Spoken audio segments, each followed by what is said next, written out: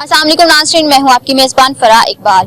नाज़रीन, समझ नहीं आ रही कि हमारा माशरा है वो किस साइड पे जा रहा है। शोहर जो है अपनी बीवी से जिस्म फरोशी का काम करवा रहा है, खुद टांगों से माजूर है, अपनी बीवी से जिस्म फरोशी करवाता है, उसके बहस जो मुआवजा मिलता है, जो पैसे मिलते हैं, उसे अपने घर का सर्कल चलाता है, उसे अपने नशा वगैरह खरीदता है और बीवी को इस दलदल में उसने खुद धकेला हुआ है। मारिया अपने घर से भाग के आई है, किस तरह से सारा वाकया हुआ, किस तरह इस दलदल में फंसी है, सारा वाकया जानते हैं मारिया से। अस्सलाम वालेकुम। वालेकुम सलाम। मारिया, कैसी हो? ठीक ठाक। अच्छा, मुझे बताओ कि तुम्हारा हस्बैंड जो तुम्हारे साथ किस तरह से तशद्दुद करता था, मारता पीटता क्यों था? बस वो घर में लोगों को बुलाकर, अपने दोस्तों को बुलाकर गंदी हरकतें करवाता था। गंदी हरकतें मीन्स मतलब कि तशद्दुद और मारता पीटता था। बहुत ही गंदे तरीके से मारता पीटता था। देखो, मारता पीटता था, गंदे तरीके से मारता पीटता था, क्या मतलब किस तरह से टॉर्चर करता था? मतलब के कपड़े वगैरह उतार के फिर मारता था। इस तरह से मारता था? तशद्दुद बहुत बुरे तरीके से कर रहा था और अपने दोस्तों से भी एक गलत काम करवाता था। हाँ जी, मतलब जिस्म फरोशी करवाता था। जिस्म खरोशी करवाता था और बस अपनी माँ से, अपनी बहनों से, भाई तक से मरवाता था मुझे। और एक दिन उसने अपने भाई को भी कहा इसके साथ जो करना कर लो। तुम्हारा शोहर करता क्या है? वो अड्डा मैनेजर है। ज़हनी तवाज़ुन ठीक है उसको? ज़हनी तवाज़ुन ठीक है। पागल तो नहीं है? नहीं। फिर ऐसी हरकतें क्यों करता है? बस जब वो कहते हैं ना जिसकी टांगे ऐसी हो तो उसकी अदाई अलग होती है। टांगे क्या मतलब, क्या हुआ है टांगों को? टांगे उसकी शुरू से ही मजबूर है, वो टांगों से चल फिर नहीं सकता? नहीं। व्हील चेयर पे है? नहीं, छोटी से चल सकता है। अच्छा। वो जिस छोटी से चलता है उसी छोटी से मुझे मारता था। शादी किस तरह से हुई? शादी बस मेरे ये घर में आई है निफा, इसने रिश्ता करवाया। निफा कौन है? ये पोलका चौक वाली साइड पे रहती है।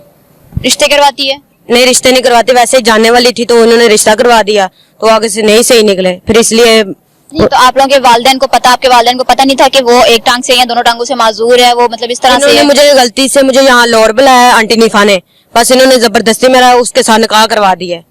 आपके घर वालों को नहीं पता कि आप लाहौर जा रही हो? उनको पता है लाहौर जा रही है, लेकिन ये नहीं था पता कि आगे इसकी वो जो जिसके पास जा रही है उसने आगे ये काम करना है। नहीं, देखें, आप लाहौर आई हो, किस तरह से जबरदस्ती उसने आपका निकाह पढ़ा दिया है, क्या मतलब कुछ समझ नहीं आया? मुझे टॉर्चर कर रही थी, कहती है तुम किस तरह से टॉर्चर किया, क्या चीज की है? मतलब कि गन दिखा के कहती है कि अगर तुमने शादी ना की तो मैं तुम्हें मार दूंगी, इस तरह मुझे टॉर्चर किया है। हाँ। तो फिर मैंने कहा ठीक है मैं करवा लेती हूँ। कहती तुम्हें बहुत खुश रखेगा, ये है वो है। 1-2 महीने सही रहा, फिर उसके साथ बाद ना मतलब हम ये कह सकते हैं कि तुम्हारी रजामंदी शामिल थे, उसने ये चीज तुम्हें कन्विंस की कि तुम्हें खुश रखेगा, तुम ठीक रहोगी। हाँ, तो बाद में मुझे क्या पता था कि इस तरह होना है। जो उसने कितना अरसा शादी को हुआ है? 2-2.5 साल। 2-2.5 साल हो गए। हाँ जी। खर्चा वगैरह देता था?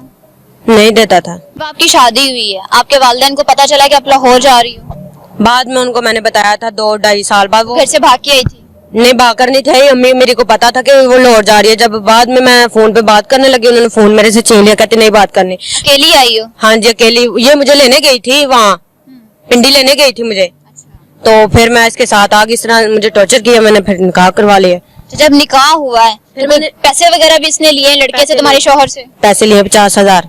हनीफा ने लिए? 50,000 लिए। हाँ, निकाह कराने का? हाँ, निकाह कराने का। फिर फिर क्या 50,000 रुपया भी लिया और बस बाद में भी वो उसको पैसे देता रहा। तुम्हें ये बात पता थी कि 50,000 के बस तुम्हारा निकाह हो रहा है उसके साथ? मेरे सामने उन्होंने कहा कि इसको ना, उन्होंने 1 लाख रुपया दिया था कि इसको कपड़े वगैरह बना दो, तो 50। हाँ जी, तो उसने मुझे कोई चीज नहीं बना के दी, खुद ही पैसे रख लिए। देखो, मुझे तुम्हारी बात ना समझ नहीं आ रही। तुम अपने घर से आ रही हो खुद रजामंदी से, ठीक है, तुम्हारे साथ हनीफा तुम्हें लेके आई है? निफा लेकर आई है, लेकिन उसने मुझे कुछ नहीं बताया कि तुम्हारी मैंने शादी करवानी है। बाद में उसने मुझे टॉर्चर किया, बाद में मुझे पता चला कि तुम्हें बाद में चला कि तुम्हारा निकाह हो? हाँ, निकाह हो रहा है। जब तुम्हें पता चला कि निकाह हो रहा है तो रोला वगैरह नहीं डाला? रोला मैंने बड़ा डाला, मैं निकलने की कोशिश भी की, लेकिन उनका एक कमरा था, बंद था, इसलिए फिर मैं क्या कर सकती, एक औरत जात क्या कर सकती है, ये भी तो देखे ना। नहीं, औरत जात बहुत कुछ कर सकती है, ये गलत बात है कि अगर आप जबरदस्ती निकाह करवा रहे हो, ऐसा नहीं होता। ये चीज रजामंदी है, ठीक है, शादी होगी, 2 से 2.5 साल का अरसा आपने गुजारा, इस दौरान अपने वालिदैन से राब्ता किया? मैंने 2-3 बार वहाँ से राब्ता भी करने की कोशिश की, लेकिन इन्होंने मुझे राब्ता नहीं करने दिया, और वहाँ से भागने की भी कोशिश की कि मैं किसी का तो आसरा बनूं, लेकिन नहीं, उन्होंने घर में ताले लगा के रखते थे। जब भी मैं ऐसे करती थी ना हरकत, बाहर जाऊं मैं किसी को बताऊं, वो ताले लगा के रखते थे, कहीं निकलने भी नहीं देते थे मुझे, घर के अंदर ही। हनीफा जब आपको पिंडी से लेके आई तो क्या कह के लेके आई थी? कहती है मेरी ना बेटी की मंगनी है, तो चलो आ जाओ, तो फिर तुम्हें मैं छोड़ आऊंगी। तो ऐसे करके ले आई, तो आगे ये नहीं था पता कि मेरे साथ। रिश्तेदार है, कुछ जानने वाली है, कुछ जान पहचान, घर वाले जानते हैं उसको, उसकी हरकतों को? नहीं, जान पहचान, मेरी अम्मी की जान पहचान, मेरी अम्मी की दोस्त बनी हुई थी वो। तो मेरी अम्मी उसके ऊपर बड़ा एतबार करती थी, वो आती जाती थी, यहाँ से चल जाती थी, बस इसी वजह से वो मुझे ले आई तो मैं आ गई। तुमने अपने हस्बैंड के खिलाफ एफआईआर करवाई है, एप्लीकेशन दी है, ठीक है, क्या वजह बनी है?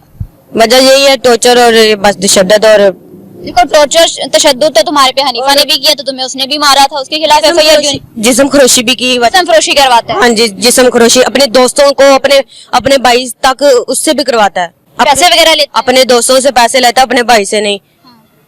बस यही है कि उसका भाई शादीशुदा है? हाँ जी, शादीशुदा है, अब उसकी दूसरी शादी होनी है।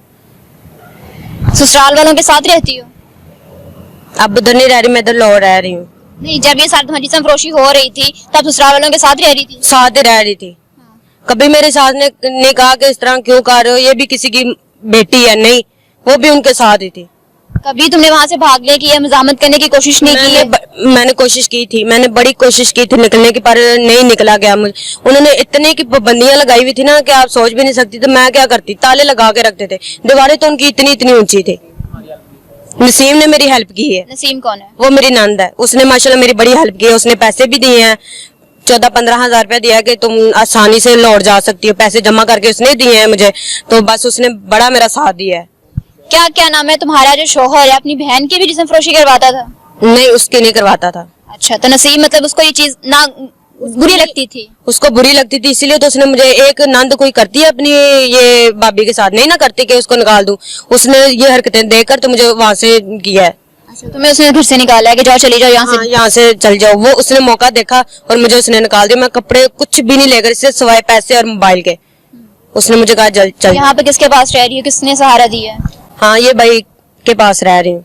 अच्छा, ये भाई क्या लगते हैं आपके? कुछ नहीं, वकील है, इन्होंने मुझे आसरा दिया है। इनके साथ राब्ता कैसे हुआ?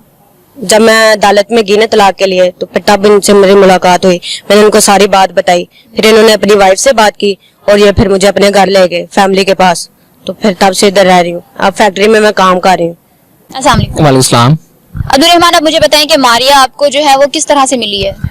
मैं अपनी ड्यूटी खत्म करके आ रहा था, तो जब से मैं बाइक मैं अंदर लगाने लगा तो फिर ये तो ना गली में खड़ी थी, मेरे हाथ से ये ना गली भूल गई थी। इन्होंने मुझसे गली पूछा, तो मैंने कहा आपने जाना किधर है? कहती मैं इधर ना आप ही हनीफा।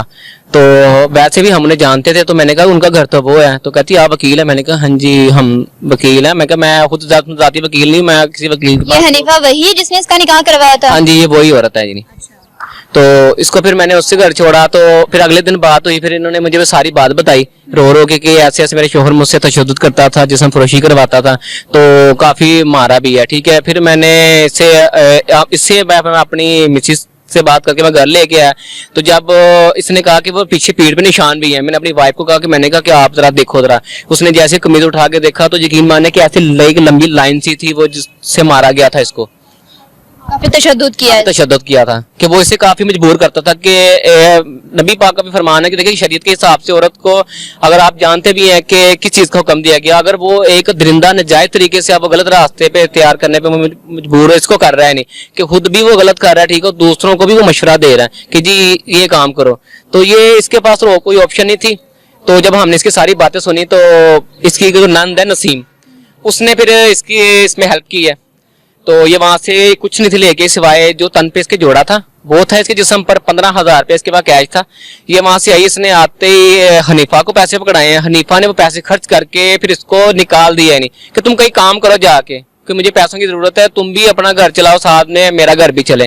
ठीक है, इतना कुछ करने के बावजूद वो इसको दलदल में फंसाने वाली भी वो हनीफा औरत। ठीक है, अब क्योंकि ये यहाँ पे किसी को नहीं थी जानती सिवाय हनीफा को, अगर ये उसे अपना दर्द समझती थी, अब उसी के पास आई और उसी ने अगर इसका ये हाल कर दिया है, तो फिर ये इसने फिर हमारे से राब्ता किया। फिर मैंने अपनी वाइफ से बात करके मैंने कहा ये बेचारी रो रही है, किधर जाएगी, लोग इसके पीछे चढ़े हुए हैं। हकीकत बात है कि यकीन माने कि 1 से 2 बार मेरी लड़ाई भी हुई है इन चक्करों में कि वो लड़के इसके पीछे आते थे। फिर मैं इसे अपनी बहन इज्जत समझ के इसको मैं अपने घर ले आया कि चलो ये हमारे साथ रहेगी। हालांकि मेरी मिसेस खुद जॉब कर रही है, ये दोनों सुबह फिर इकट्ठी जाती हैं टाइम पे, शाम को फिर जो है अगर मैं कभी जल्दी आ जाऊँ तो मैं इनको घर ले आता हूँ। मैं क्या चाहती हो अब? मैं उसके पास नहीं जाना चाहती, मैं बस अपनी जिंदगी खुद जीना चाहती हूँ। जो उसने मेरे साथ करना था वो कर लिया। अब मैं नहीं चाहती कि मेरी जिंदगी में मजीद और कोई परेशानी आए। मैं अपनी मर्जी से आई हूँ। मुझे किसी ने अगवा नहीं किया। वो कह रहे हैं इसको किसी ने अगवा किया, मुझे किसी ने अगवा नहीं किया, मैं अपनी मर्जी से आई हूँ। खुला का नोटिस मिल गया उसको तुम्हारी तरफ से? अभी नहीं दिया, नोटिस भेजना है अभी। तो मैं यही चाहती हूँ कि मैं अपनी मर्जी से ही हूँ, मैं उसके पास नहीं दोबारा जाना चाहती। वो बहुत ही गलत इंसान है। नाज़रीन, मारिया का बयान आपने सुना कि बहुत ही ज्यादा अफसोस की बात है कि जिस्म फरोशी का धंधा हमारे मुल्क में, हमारे पाकिस्तान में इतना ज्यादा बढ़ गया कि इसमें रिश्तों का तकद्दुस ही खत्म होता जा रहा है। ना बहन देखी जाती है, ना भाई देखा जाता है, ना ही रिश्ते देखे जाते हैं और ना ही बीवी देखी जाती है। मारिया जो है वो भी अपने शोहर की बीवी थी और खुद टांगों से माजूर होने की वजह से, पैसों की लालच की वजह से वो मारिया से जिस्म फरोशी का धंधा करवाता था और अब थक के उस घर से निकल आई है, भाग गई है और यहाँ पे आके खुला का नोटिस दे रही है। ऐसे माशरे में किस तरह से खवातीन जो है वो महफूज रह सकती है? मतलब शोहर जो एक ऐसा बंदा होता है जहाँ पे तहफ्फुज मिलता है उसको, लेकिन वही शोहर अगर जिस्म फरोशी पे उतर आए, दरिंदगी पे उतर आए, तो उसको क्या कहा जा सकता है? अपने फीडबैक से जरूर आगाह कीजिएगा। मुझे दीजिए इजाजत, अल्लाह ने के बाद।